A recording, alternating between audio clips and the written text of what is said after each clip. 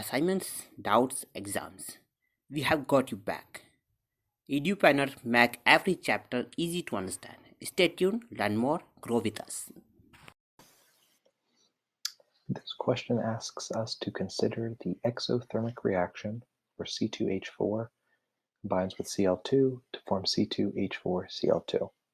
Then it asks, if we were trying to maximize the amount of C2H4Cl2 produced, which tactic might we try? And you can assume that the reaction mixture reaches equilibrium. Here are the 4 ways that we might do this. Let's go through each of them and see what they would do. Increasing the reaction volume.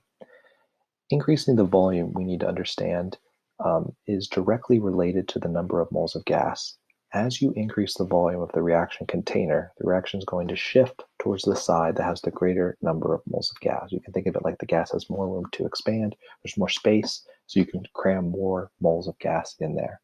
So increase in volume shifts towards the side that has the greater number of moles of gas. In this equation, the reactant side, or the left side, has 2 moles of gas, 1 mole of C2H4 and 1 mole of Cl2, while the product side only has 1 mole of C2H4Cl2.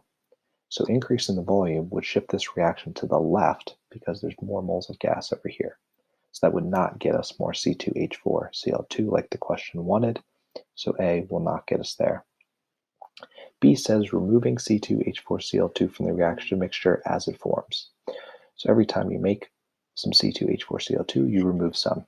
This is like taking if this were a bucket here for the products and you remove some of the bucket every time the reaction goes, you're going to have a hole here that the reactants are continually going to pour in to try to fill and equal out the reaction. That's just a little cartoon the way I think of it. So if you're removing product as the reaction's going, you're going to continually push the reaction towards the product. And so B, removing C2H4Cl2, will shift it towards C2H4Cl2, and you would increase the amount you obtain. So B would be a way we could maximize our yield. C says lowering the reaction temperature. They told us that this was an exothermic reaction, so you can think of heat as a product. If heat is a product and you were lowering the temperature, you are basically removing that product. And just like in B, where you remove the product, you're shifting the equilibrium towards the products because it wants to fill that hole. So too would removing heat or lowering the temperature if it were an exothermic reaction. So C, lowering the reaction temperature, would shift the reaction towards the right, and you would get more C2H4Cl2. And finally, D says adding more Cl2. This is the opposite of B and C.